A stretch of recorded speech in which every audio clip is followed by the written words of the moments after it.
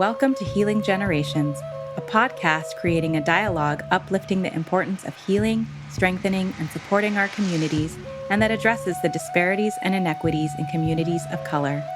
Healing Generations is brought to you by the Healing Generations Institute, a collaborative initiative of the National Compadres Network and the Brotherhood of Elders. Be sure to subscribe to stay up to date on our new releases.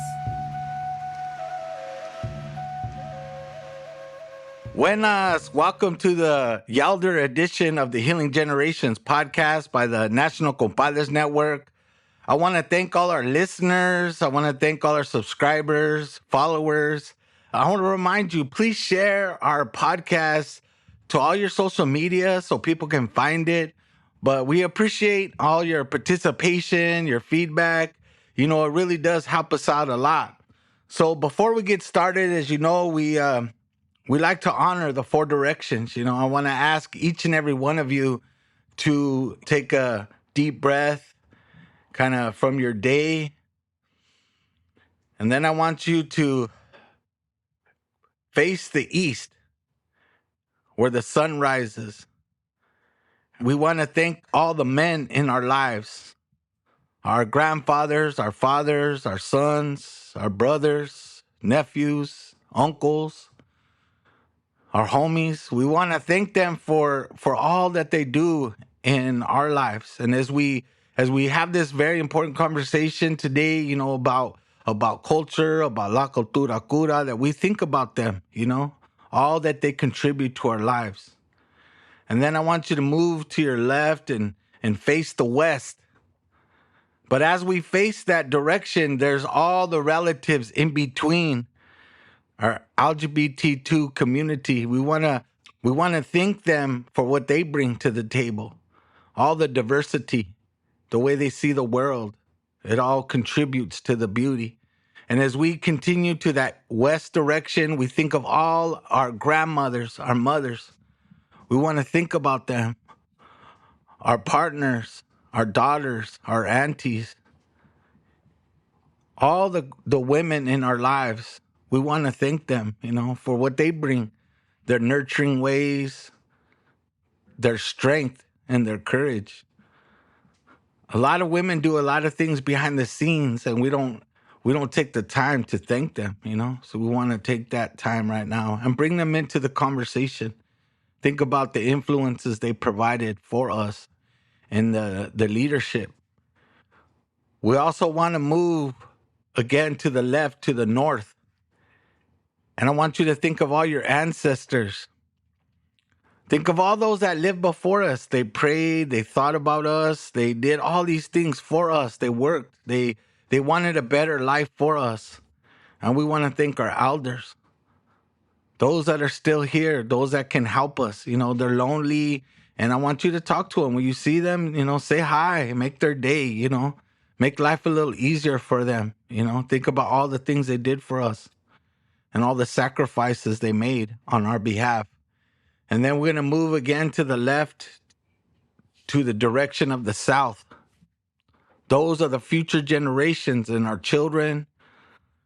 All the things that we want for them, we think about them. You know, even if we don't know their names yet, we're going to try to make life a lot better for them. I want you to think about all the children in your life, be it your children, your nieces and nephews, be it the students in your school, the kids in the community. We want to bring all their joy, their laughter, all the things that they bring to our life. We want to remember them. And then we turn around again and we touch the earth, don unseen. We think about all the things she gives us, and we want things to be better for her. So we have to do our part, you know, as we honor her. It's not enough just to say it. We have to do something as well. And then we put our hands up to the sky, and we thank the sun for the light, for what it represents, the hope in our lives, the hope that it brings us. And then we face the center, and we think about just the miracle of life. You know, whatever you believe, you know, I'm not here to tell you what to believe and what not to believe, but there is still a great mystery that we don't know why we're here, why we think the way they do, why we feel the way we do. That's creation. So we just want to take time to thank the Creator for giving us this life, and for all life. A lot of my Lakota relatives talk about all my relations. We want to think about that, all the animals, all the diversity of our planet, and all that. Even in the universe, we're made up of all the same thing, and that's the beauty of it. A lot of times we put barriers in our relationships, but the Creator only knows one. We are who we are. So, with that, I want to thank you again. Take that deep breath, let your stress out, whatever it may be. And, here we're to talk about the healing. What is healing? Why do we, a lot of times people talk about healing, but they always get kind of stuck in this thing of, well, I want to move on from that. I think in life, you're going to always have a place that you can heal, and everyone does it a little differently. And part of our discussions here is we talk to different people who use cultura, who used various ways to start that healing journey for themselves. And I want to encourage you, if you haven't started working on things in your life, there's always right now to start. You can't change anything that happened yesterday. The only thing you could do is move forward. So with that, I want to welcome our very special guest, a compadre to the National Compadres Network. Does a lot of good work in the education field. Let me introduce you to Joseph. Can you share a little bit about yourself, your family, your background, and your journey up to this point in life? Absolutely. Good afternoon. Buenos dias, Cisco. It's good to talk to you. My name is Joseph Guadalupe Rendon. Father, Guadalupe Rendon. Mother, Carmen Luna Rendon. From San Antonio, Texas. Born and raised in San Antonio. I've been to Catholic school my entire life, from grade school to high school to college. My degrees are in social work. I have a bachelor's degree in social work and a master's degree in social work. But I only spent about 3 months in social work. 3 months after I started my first postmaster's degree, I was thrust into the superintendent role at Por Vida Academy. And that was 26 years ago. So to this day, it's been Wow. 26 years at Por Vida Academy Charter District here in San Antonio. We have one campus here in San Antonio and one in Corpus Christi. So it was about 10 years ago. We're going to call it 10 years ago. The first time that I met the National Compadres Network, that I met Jerry Teo, came out for a training, and Mario, they came out for a training. And my initial goal was to bring the Joven Noble and the Shanachli to Por Vida Academy for the students of Por Vida Academy, for the boys and the girls in our organization, in our school. And I remember very vividly, distinctly walking into the training. And of course, everybody was in Circolo. And I sat to the back, in the background. And I remember Maestro Jerry looking at me and nodding to me and inviting me into the circle. And I said, no, thank you. That's all right. I'm going to sit back here or stand back here and watch and kind of go in and out.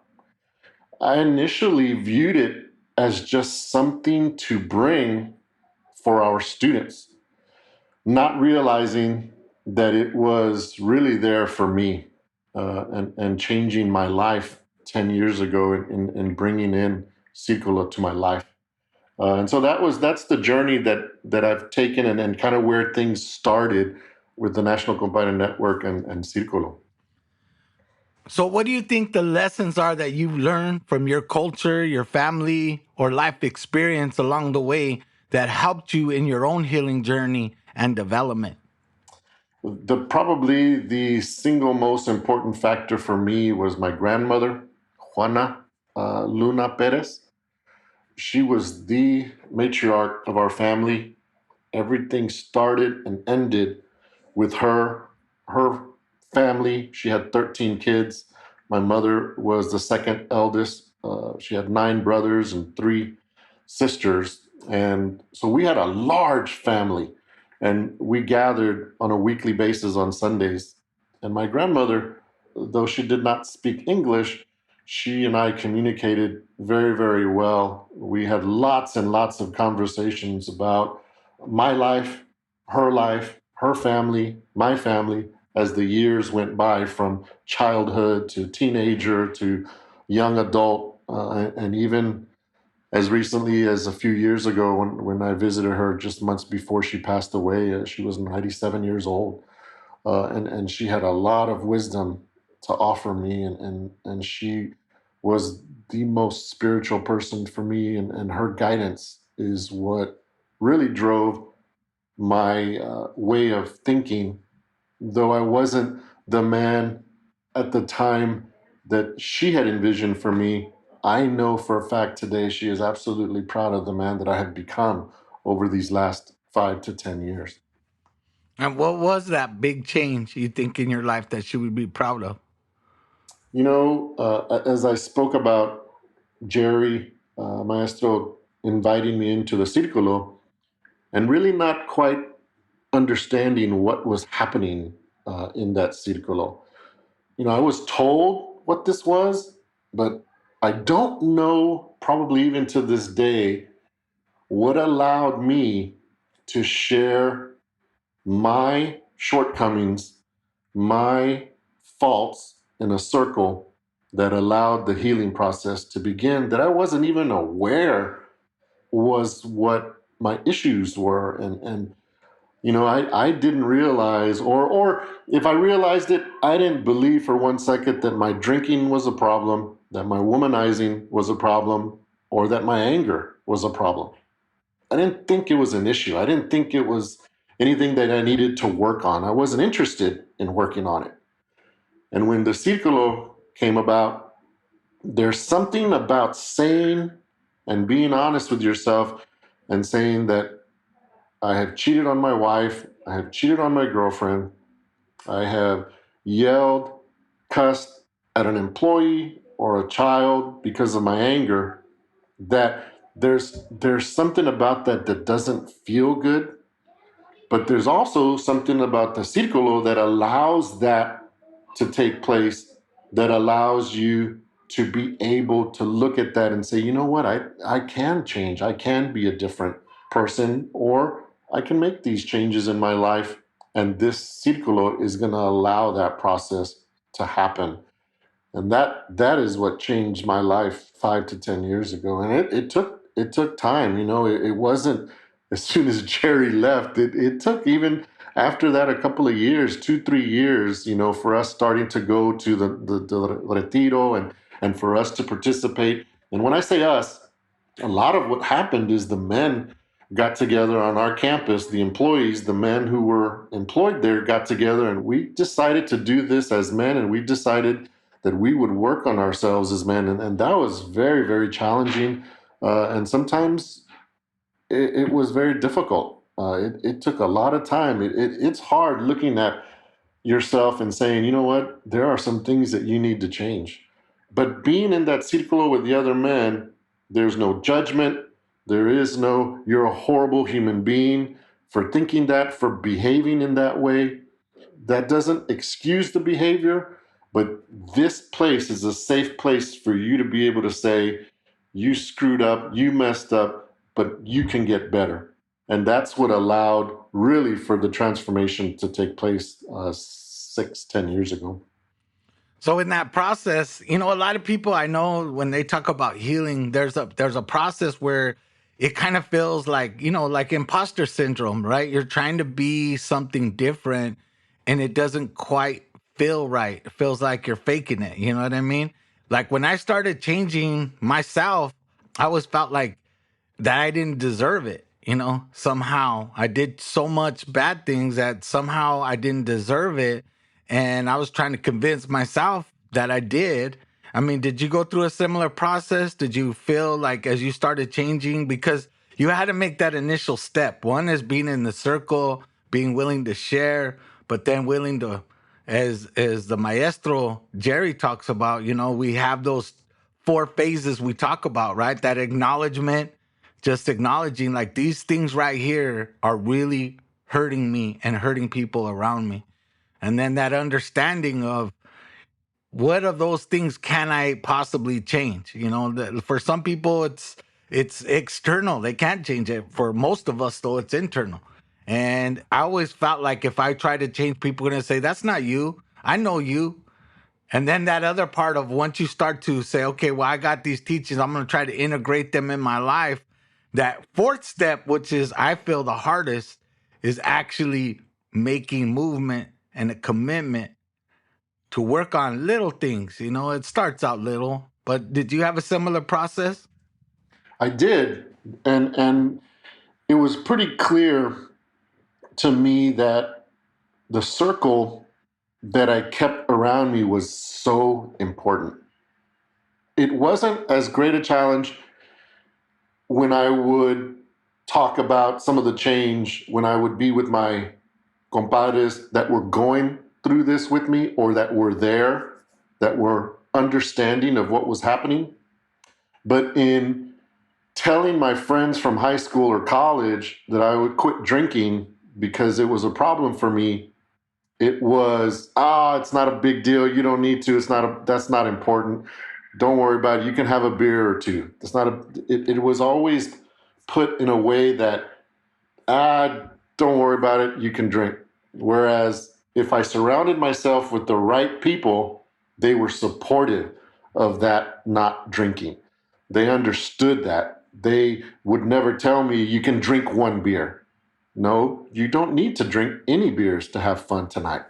And being around the right people was important for me to make sure that I had the support so that I wouldn't feel that whole sense of shame did absolutely follow me. And to be honest, to this day, I still read Jerry's book because I'm still working on some things that I'm trying to shake loose. And I just have a lot of guilt and shame for my behavior in the past.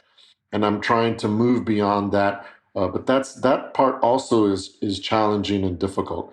But yeah, absolutely. I think what has been critical is keeping the circle close around me that is supportive and knows and understands what I'm trying to do and the type of man or human being that I'm trying to become on a daily basis. That was critical, making sure that I had the right people around me.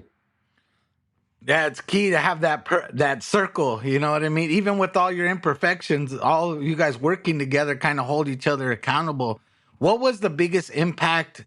I mean, with all I've met many of the compadres that come to the retiros. I feel like you guys are my familia in San Antonio. But what was the change, the culture change for you and for your campus? And do you think your families and the kids at school, do they benefit from that and how?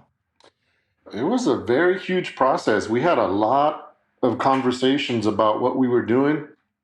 And, the honorable principles, if you had a responsibility for your own well being and that of others in your circle, there is just no way that you can conduct yourself in a way and say that you are working on these honorable principles.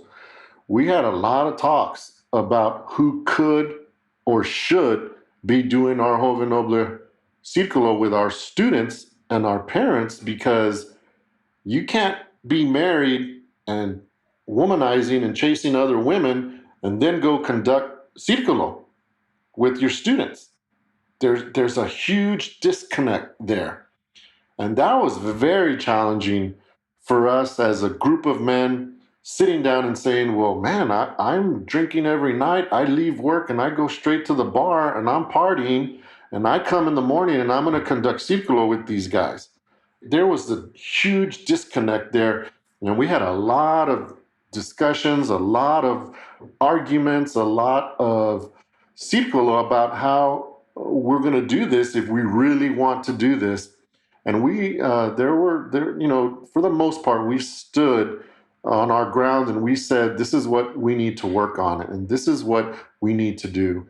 And we had Círculo often more than once a week. We were very clear about having Círculo once a week with both the men and the women. And then we would have 2-3 more Círculo depending on what was happening or if somebody came in and they were hungover, or somebody came in and they were talking about women and they were married and they were talking about whatever it is, or they would show their anger in a certain way with either a student or a parent or a co-worker, we would sit people down and we would have that conversation. And sometimes it was brutal.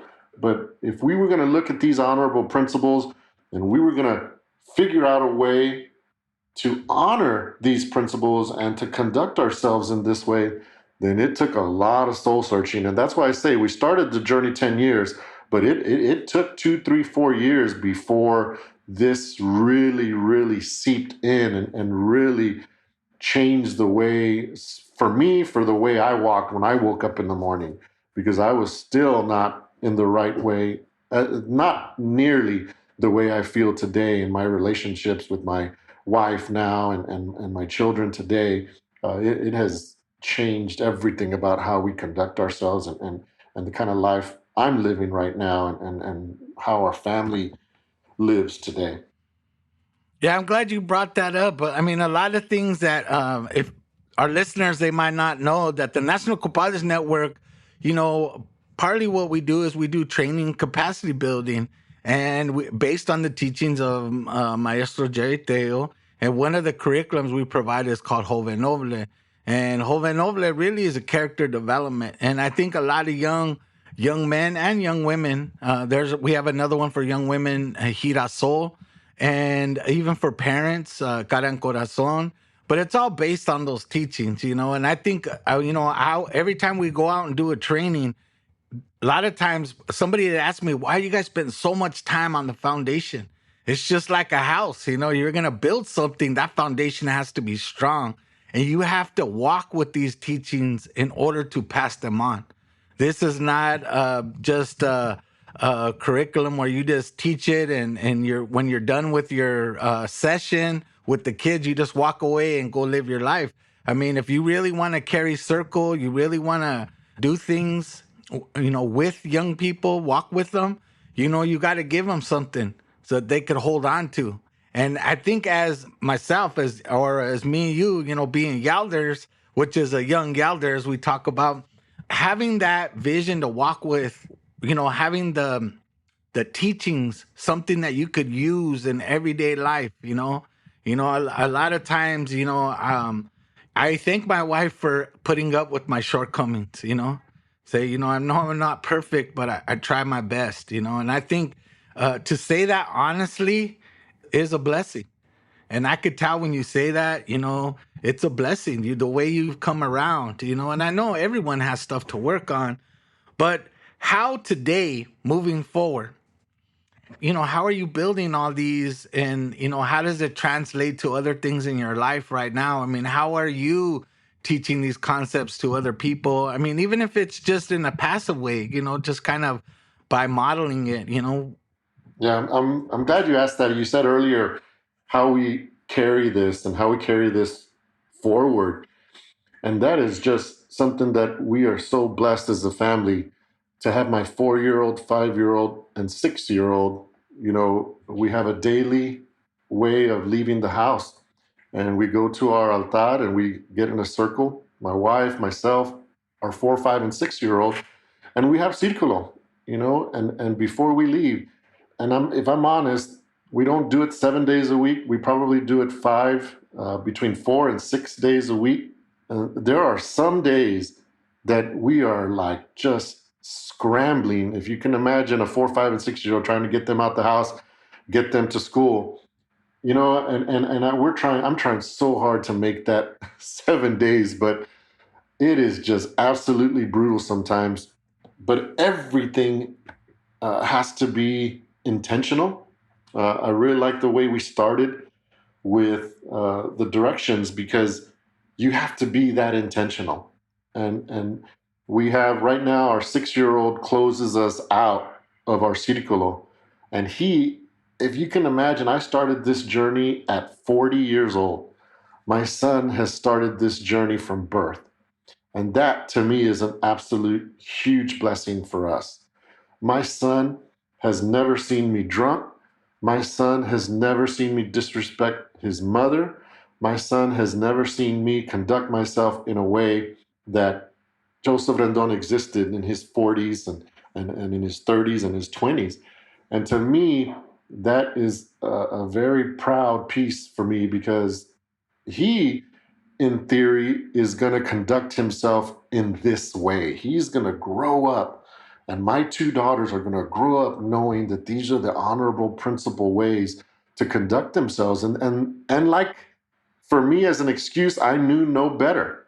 This is what I knew. This is what I learned. This is what you do. You drink, you party, you womanize. And for them, they will know no better.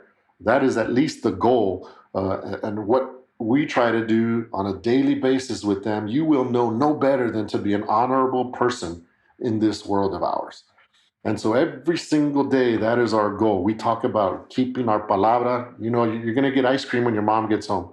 I give you my palabra.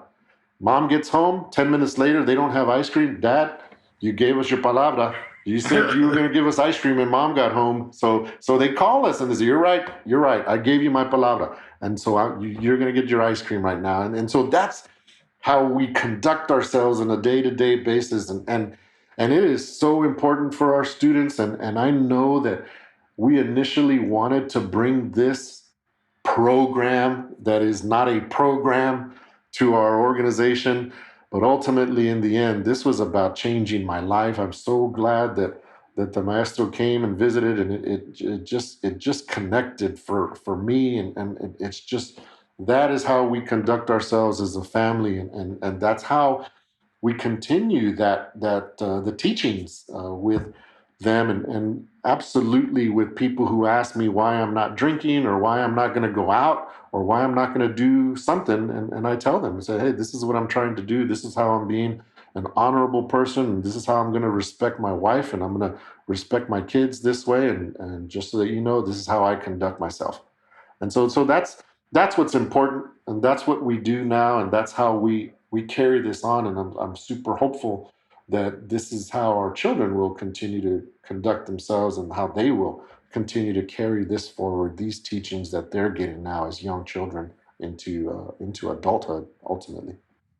I see, and I'm really happy the way you brought that up about your family. And it's we start out kind of teaching a program, but really it becomes, in the training, I think it becomes a healing journey, at least a start for almost everybody there. I always see transformation from the day we walk in to the day we leave. It's very different, and I know that happens with all the different people. And it's really not, it's definitely, I don't take any credit for that. I think it's just the way it's laid out. The maestros, they did the best that they could, and I really appreciate that piece of it.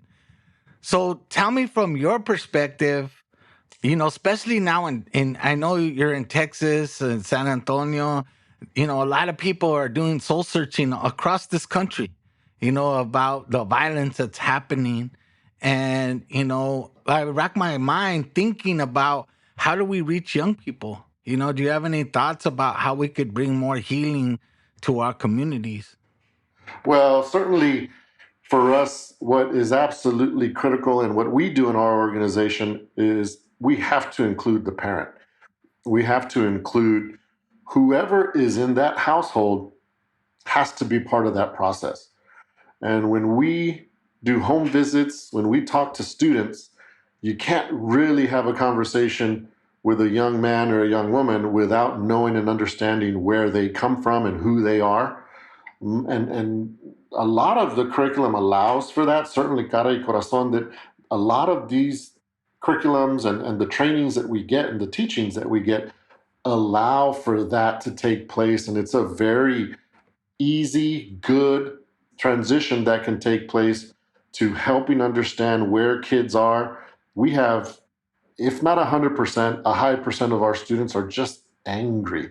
There is a lot of anger in their hearts and their souls, just in everyday living, everyday walking. You can't have a conversation with a kid without getting some good anger back from each individual student. So much anger and everything that they put out.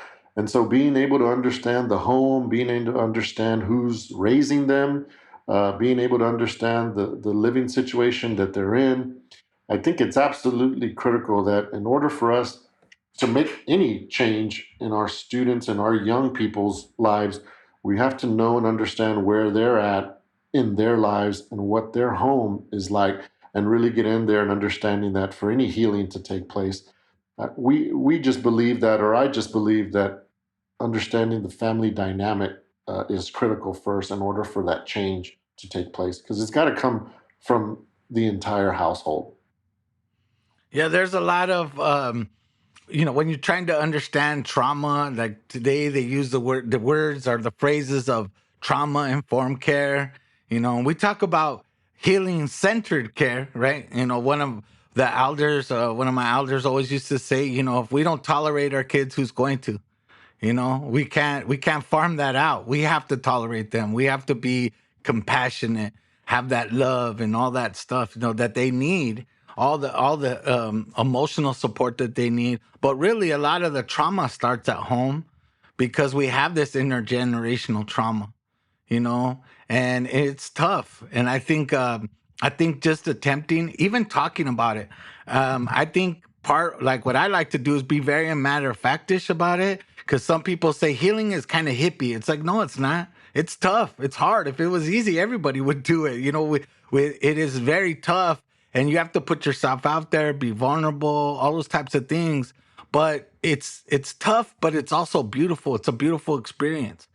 And with that, like, what counsel or advice would you give to people, in terms of their own health and healing? Where do they start?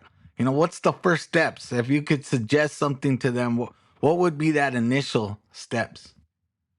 You know, the first thing that came to my mind was getting your circle and getting the right people around you to support you in whatever journey that you're going to take on. It was super important that I had people that understood that I no longer wanted to drink, I no longer needed to drink. In order for me to be able to accomplish that, I had to have people who supported me, and not people who would say, let's go have a drink after work when things get tough, or when things, I need to have a drink after work. It's such a socially accepted behavior that it's difficult at times for people to say, you know what, we're not going to go have a drink. We're just going to sit and we're going to talk. We're going to have coffee instead, because that turns into something else. And for people to be able to express themselves without feeling any kind of judgment, without feeling any kind of shame, they have to have people that are supportive of them.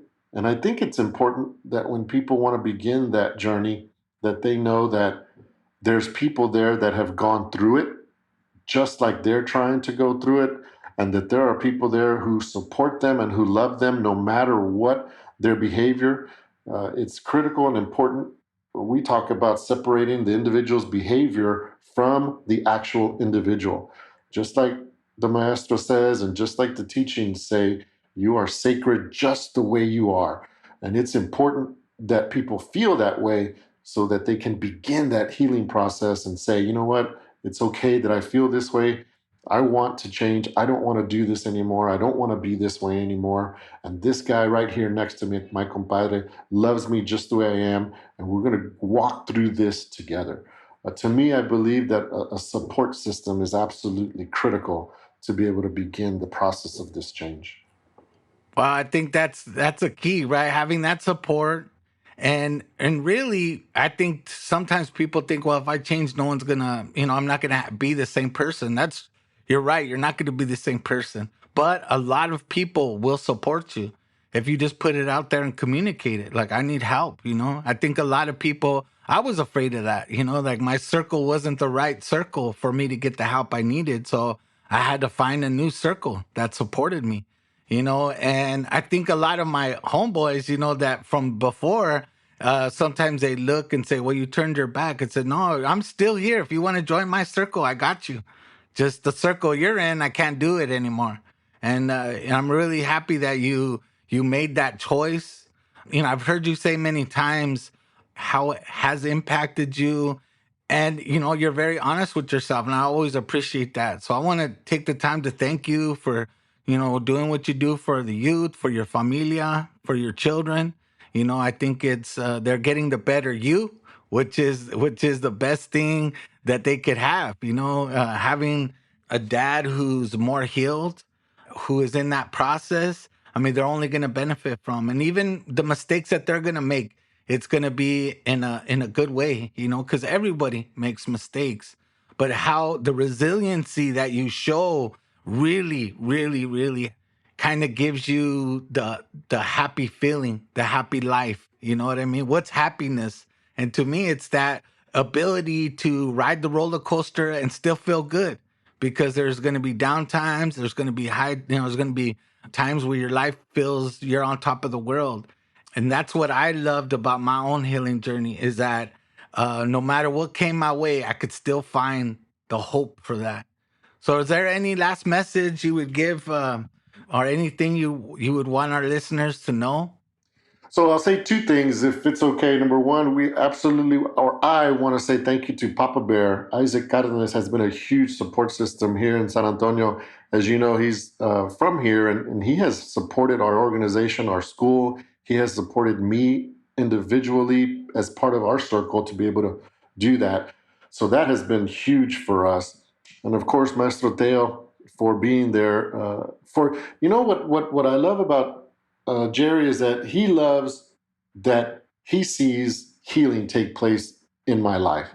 And just to have that, knowing that, and to feel that is a great feeling. And I absolutely appreciate the fact that somebody is rooting for you. So I just wanted to say those two things. And then the last thing I will say is that I absolutely would love to support anybody who is interested in that journey and taking that journey. And I want to root for as many people as I possibly can, just like I'm rooting for my children and for myself. I want to root for anybody who wants to work on these honorable principles and who really wants to be that type of human being. It really is a lot of fun. It's life changing. It is de-stressing. It is absolutely a wonderful feeling to try to become a better human being. And I really am so grateful to the National Compadres Network and for all of you guys who are our compadres and who are our friends and who I know that if I need, I absolutely can make a phone call, can make a text, and you're available there for me. So I absolutely want to say thank you to all of you as well. Thank you again. I really appreciated our interview, our discussion.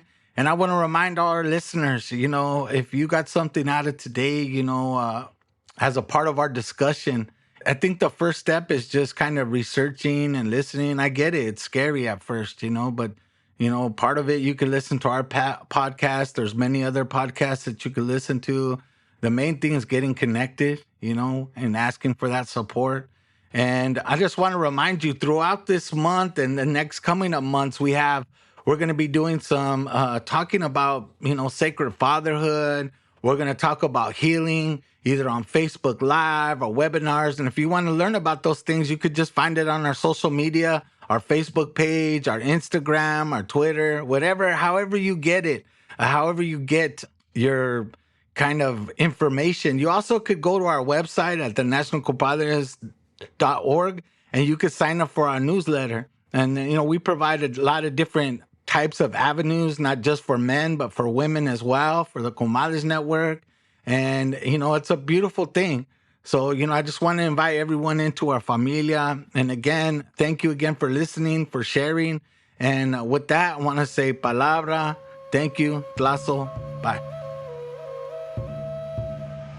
For more information about Healing Generations and the Healing Generations Institute, visit nationalcompadresnetwork.org and be sure to subscribe to stay up to date with our new releases.